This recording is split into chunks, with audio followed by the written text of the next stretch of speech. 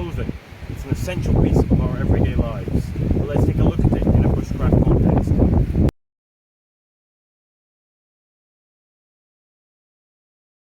We use clothing in our everyday lives, but when we're out in places like this, out in the wilderness, we need to be very particular about what we wear. It needs to be durable, it needs to be long-lasting, it needs to be weatherproof, and it needs to be fit for purpose.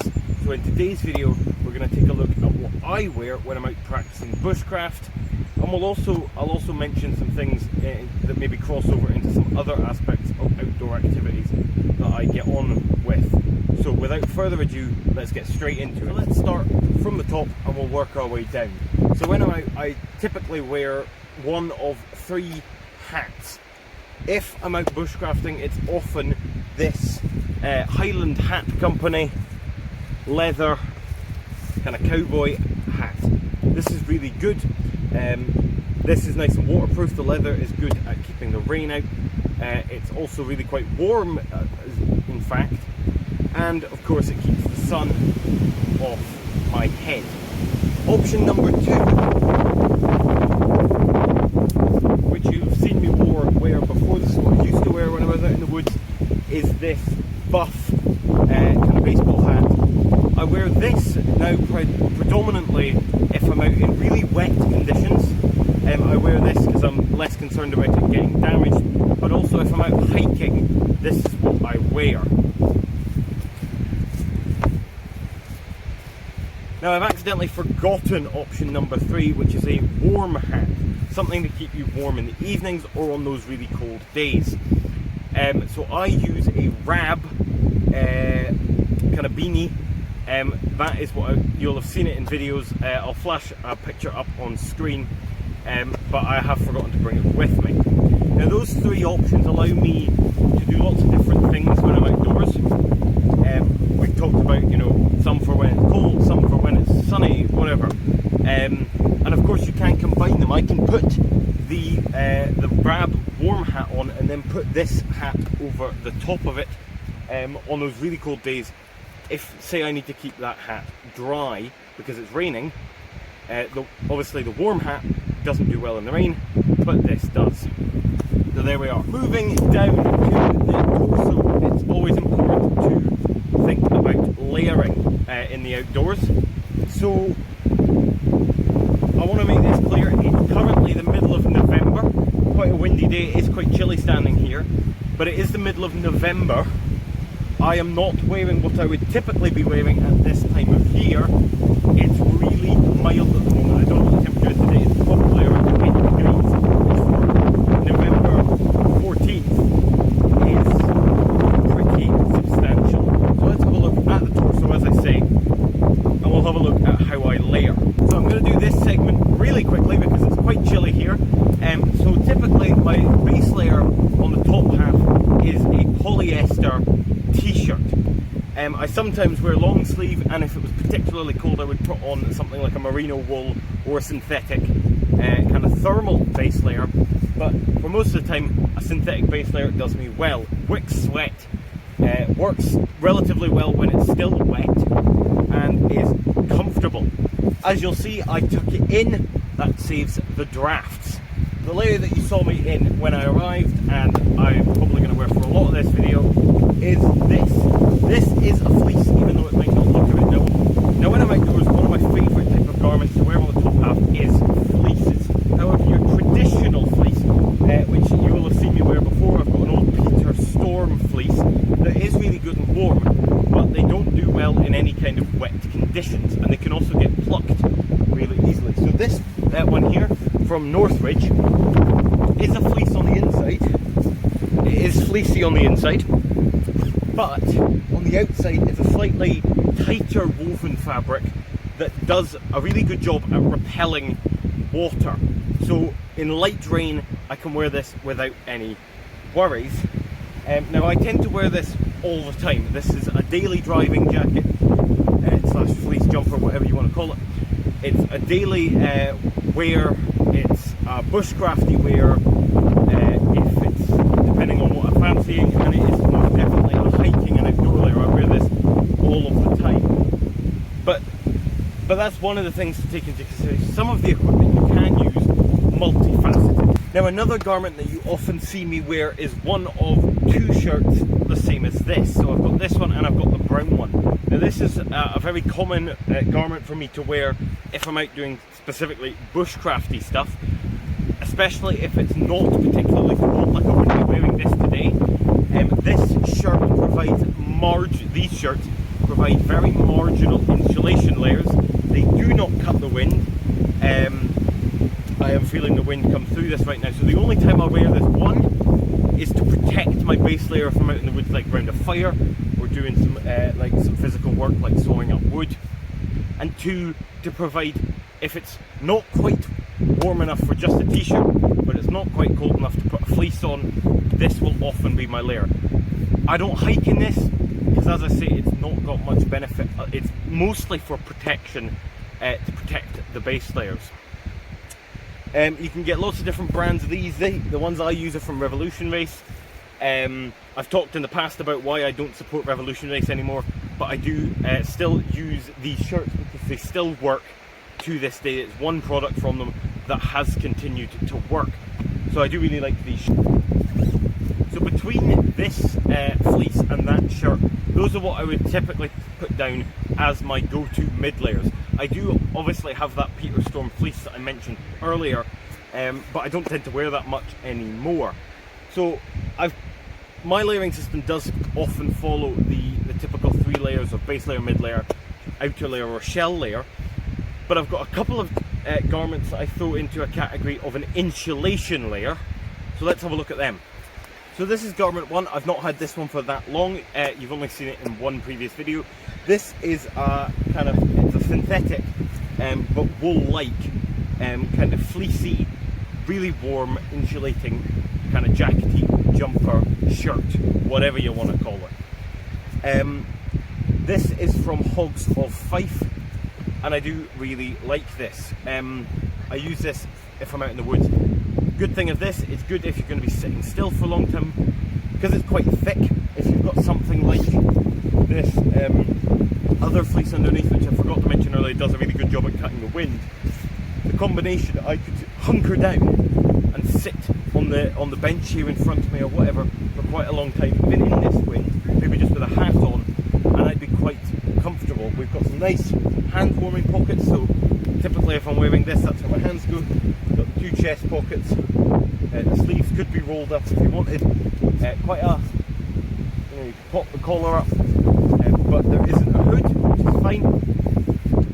So this garment, I would really only use it in the woods, maybe in the evenings around a fire, although I'd be careful with this because it might you know, melt if the spark lands on it, because it is synthetic, not wool. Obviously wool is better and I would like to upgrade to that, but this is what we've got for now.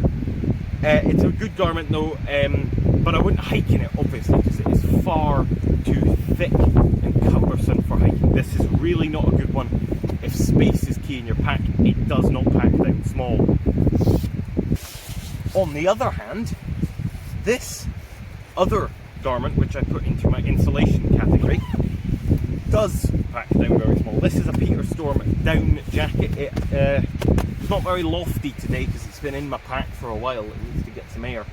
But down jacket, a lot of people call them a puffy jacket. You just can't beat them for warmth. This one has a good outer fabric on it. It does quite a good job at blocking the wind, and it is really warm. I pretty much always carry, if I've got a backpack with me and I'm going outdoors, this is almost always in the pack, whether I'm hiking, bushcrafting, no matter what it is. Even if I've got some of these other garments, throw this in, because you never know. This really packs down to the size of a grapefruit. You know, you can't beat the weight and pack size to warmth ratio of a good down jacket. You don't have to spend a lot of money. This one's relatively cheap, around the £100 mark, but they are so beneficial. You just can't beat a puffy jacket in the outdoors. However, in a bushcraft context, the issue we run into with jackets like this, they're really not good around fires because they will melt super easily, and they tear really commonly on things. That's where one of my outer or shell layers comes in, my smock. So this is a cotton smock.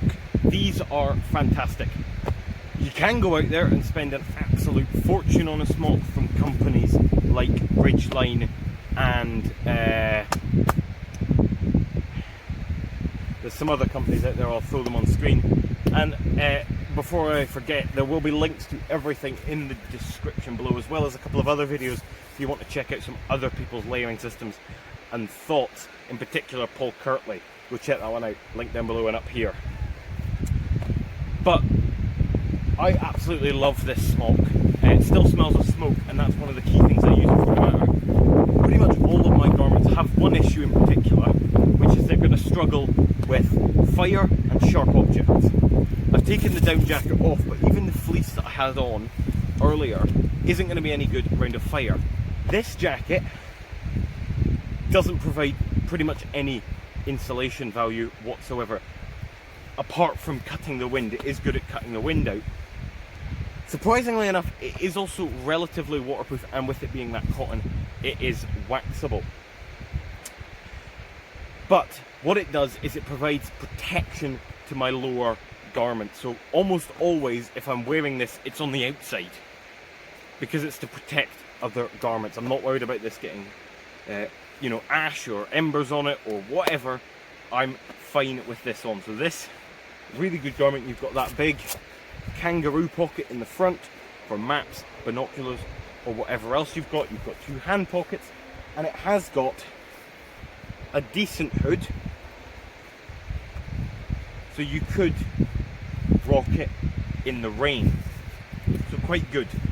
Onto my final layer. So my final layer, at least for today's video, for the top half, is your stereotypical shell jacket. Waterproof shell jacket. So this one here is from Craghoppers. This uses their aqua dry stretch material. This keeps me really nice and dry. Now, unlike certain jackets out there on the market, like you know, your Gore-Tex jackets from the Ravs, the whatever else, the mountain equipment, the Montane, whatever, this does actually provide a bit of insulation because it's got some lining to it, which actually isn't ideal, but it is at the same time. This jacket, like the down jacket, is pretty much always either in my pack or on, whether I'm in the woods or out hiking. It's always out when I'm out hiking. When I'm in the woods, I occasionally wouldn't take it, not at this time of the year, but in the summer, because I'm very unlikely to need that rain protection in those scenarios. This is quite durable as well. I've had this around fires and things, and it's coped fine. To give a bit of a background, a lot of the stuff that I do here in the outdoors is, you know, scout camps and things like that, running often. It's obviously often running events such as scout camps. So this outfit that I'm wearing here, the Fjord, which we'll get to the lower half in a minute, is one that I often wear in those kinds of events, especially when it's damp and wet, because often at those camps I fulfill a bushcrafty type of role, sorting fires, doing carving activities, whatever it might be. So bottom half tends to be what I've got on today, the more bushcrafty side of it rather than the hiking side, but the top half tends to be the lighter weight hiking stuff, because it tends to work better in those environments, whereas when I'm out myself, some of those other garments work better. So this look is one that I'm often running. Let's go ahead and have a look at the lower half of my body.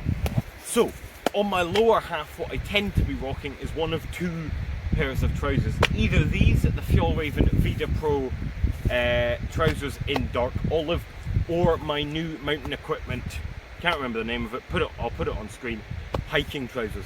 If I'm out doing bushcraft or I'm doing static activities such as scout camps, it's these. They're super durable, brilliant round fires, nice and warm.